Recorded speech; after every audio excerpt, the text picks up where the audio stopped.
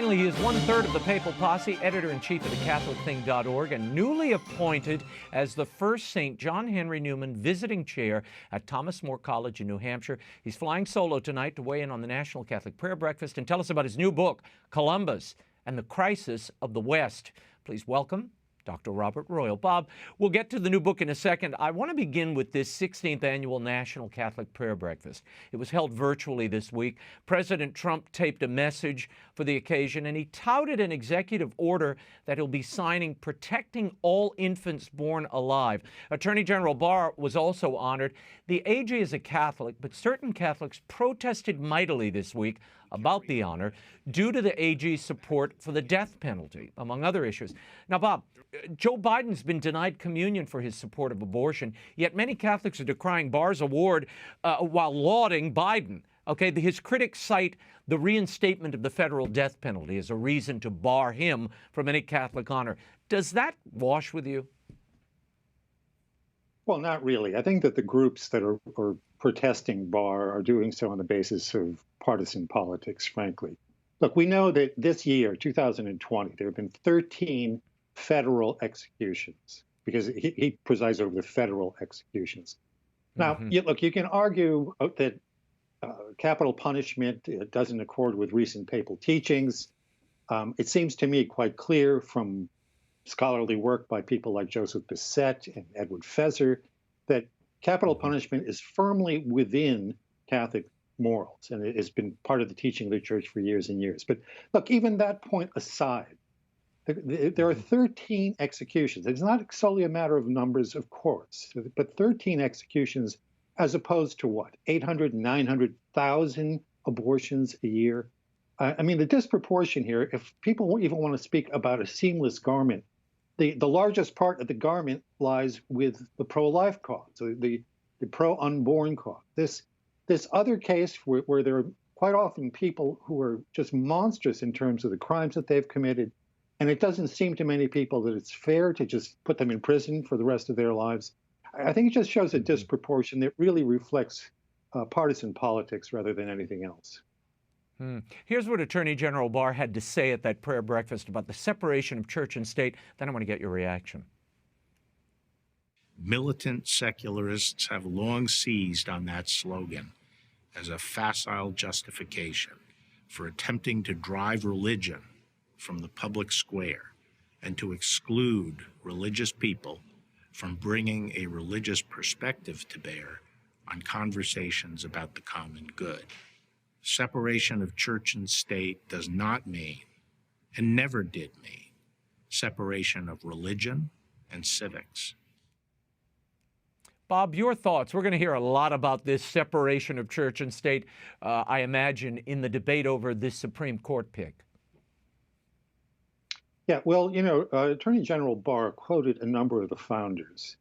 The famous sayings, John Adams saying that our Constitution is for a moral and religious people.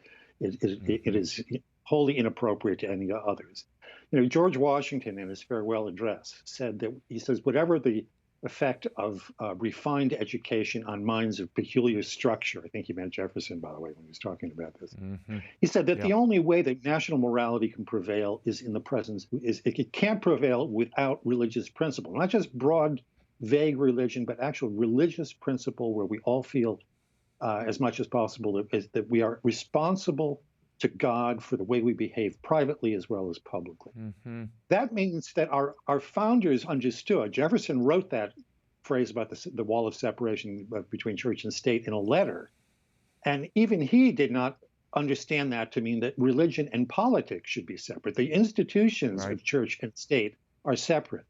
But you can't expect a polity to operate properly unless its citizens behave themselves because of a commitment to a moral vision of the world. I mean, as people often say now when we see these riots, unless people are themselves self-restrained, you can't have enough police to restrain the criminality. Yeah. But President Trump offered recorded remarks at the prayer breakfast praising Catholics and Catholic organizations for their history of service, making him the second sitting president to address this gathering. Watch.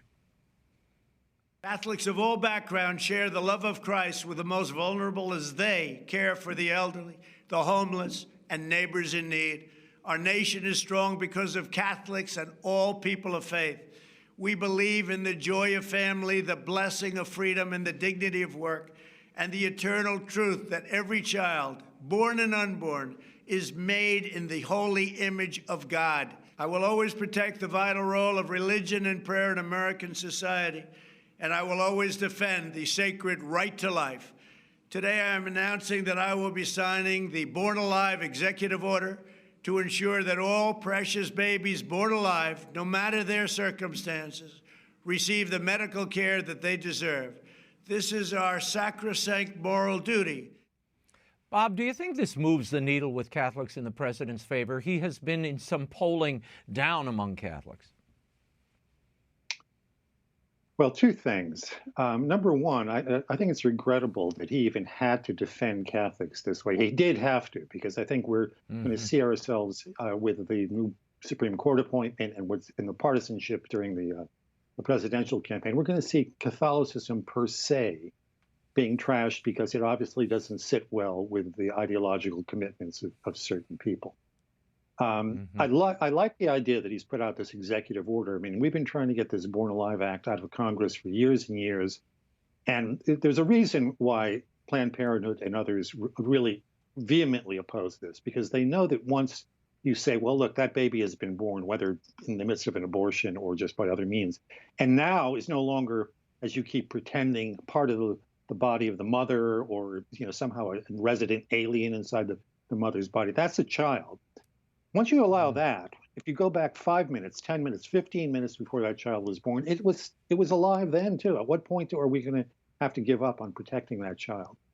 Now, to me, any serious Catholic, any committed Catholic hearing those things is going to perk up his or her ears and say, wow, that sounds like a very strong public commitment to the kind of things we've been hoping that somebody in government is going to do.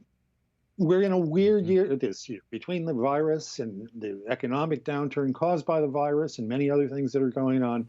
We don't know what actually will ignite voters. But I have a feeling that in the end, Trump took kind of a narrow majority of Catholics the last time around. I would be surprised if he doesn't again. Bob, Pope Francis today accepted the resignation of Cardinal Angelo Becciu. He was the prefect of the Congregation for the Cause of Saints. He was apparently attached to that financial scandal in the Vatican, purchasing real estate in London. Your quick take on this? Well, I think this is quite unusual. For right now, I mean, it just happened today, so we don't really have a lot of information about what's going on, and the Vatican has not indicated why the Pope accepted the resignation of Becciu. But I think it's quite telling that not only did he resign his post in the Vatican, but he's also resigned his cardinalship. So there must be something quite significant here. He isn't just going to go into retirement or into some other post as a cardinal. He's no longer even a cardinal. And I'm not even quite sure what that means. But I think what we can fairly say with the limited information that we have at this point is that it's something serious. I agree. Bob, I want to talk about your new book, Columbus and the Crisis of the West, and it is certainly in crisis. Now, this is a thorough warts and all look at Columbus's voyages and their effect on history since 1492. Why write this book now? Why release it now? Well, I actually wrote a previous book on this subject called 1492 and all that back at the 500th anniversary of the first sailings of Columbus in 1992. October 12, 1992 was the 500th anniversary. So I wrote that book, 1492 and all that, because there was so much nonsense coming out even then that I just wanted to help set the record straight. And let's face it, Columbus is sort of a proxy, not only for Western civilization, but even for Christianity in the current debates. And when the statues started to come down after the riots began this year, my publisher, Sophia Institute Press, which had been asking me earlier to rewrite that book, really tried to accelerate the production process. And so I spent a lot of this summer freshening up the scholarly side of it. I added probably another 125 words to it, retained some of the original scholarship that was already there. But I really try to address what's going on right now. Why have we forgotten so much? You know, one of the things I hear from people all the time is my kid came back from school the other day and they told me that Columbus was a genocidal maniac, or he was worse than Hitler. Really? You know, what genocide, what actual destruction of an entire people did Columbus carry out? Hitler killed at least 40 million people, including 6 million Jews. Did Columbus kill more than 40 million people back with very primitive technologies back in the late 15th century? I mean, this is the kind of nonsense and noxious untruth that has been introduced into our education system from kindergarten up through university level and has to be responded to. I was able to actually give a lecture on Columbus on October 12, 1992 at Princeton University. I couldn't do that now. I mean, we had a debate after my presentation, but right now we would have, you know, riots and I'd be canceled. Wow. In your updated introduction, you write that 30 years ago, it was hard to find anything positive to say about Columbus. Has that changed 30 years later? Look, real historians who go back and look into the truth about what happened in those first voyages can tell you, and you can look back into this yourself. I have kind of a review of all that stuff in my book.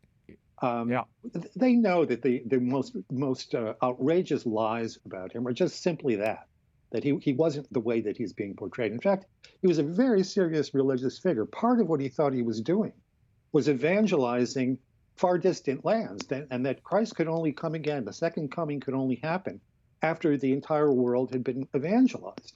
And in his wills, he would leave money for the retake of the Holy Land in Jerusalem. So this was a man who had set about something that was not only an exploration and kind of an economic enterprise, it was also a religious enterprise that he had entered into. Most of that is, you know, entirely off the radar scope for people these days, which is why you see these young people stomping on statues. And I don't blame them because they've never been taught the truth about this. They're not scholars. They're not going to go back and read into this stuff themselves.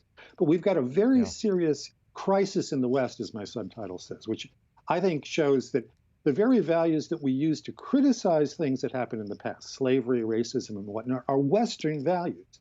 And if you undercut Western civilization, on what basis are you going to continue to try to reform the world? Aside from his religious imperative, which did drive so many of his journeys, what is the other big lies that you've identified about Columbus that you chronicle in the book? Well, I mentioned genocide, for example. And well, look, one of the things that we just have to admit about him, he says he's an amazing explorer. He's kind of an intuitive scientist. He learns how to sail across the Atlantic, which was an amazing feat in those days. It was not like now. You can't call for backup. There's no GPS. The helicopters are not going to arrive. You know, you went out to the middle of the ocean and you had to make it happen. But he's accused of having mistreated indigenous peoples in the Caribbean, which he did by our standards. What he thought he was doing initially was setting up a trading post, and then it turned into kind of an agricultural colony. And he was a terrible governor. Bartolomé de las Casas, who is the defender of the Indians and knew Columbus and liked him, thought he was a remarkably sweet-tempered man, said that he made mistakes. He didn't know what he was doing, and he would be too indulgent toward both Spaniards and indigenous people, and then be too harsh toward both of them. And so he was in conflict with all of them because he just wasn't a governor by nature. So the things that he did wrong, he may have been harsh against indigenous peoples or sent some back to Europe as slaves. These were things that were kind of incidental to what he really did. And it's very much like the way we look back now, and some people are seeking to cancel figures like Jefferson and Washington because they were slave owners. Look, we don't honor those people because of their being slave owners. We honor them because they helped to set us on a path that would overcome that limitation on our humanity. And I think we had a Catholic radio host asked me the other day, is it worth dying on this hill? Is it worth dying on this hill defending Columbus? And I said, absolutely. Because again, he's become a kind of a stalking horse for our civilization and for Christianity. And if we don't stand up for that, then we're going to be conceding the game right from the foundation. Bob, thank you so much. We're going to have you back in October when we reconvene the Papal Posse. But Columbus and the Crisis of the West by Robert Royal. It's available at bookstores everywhere and online and at the Religious Catalog, EWTN Religious Catalog. Make sure you get it. It is a fascinating read. And anybody with questions about Columbus, or you see these statues coming down, this is why perhaps people should take a breath and understand reality and history before taking rash action. Columbus and the Crisis of the West, worth reading. Thank you, Bob. My pleasure, Raymond.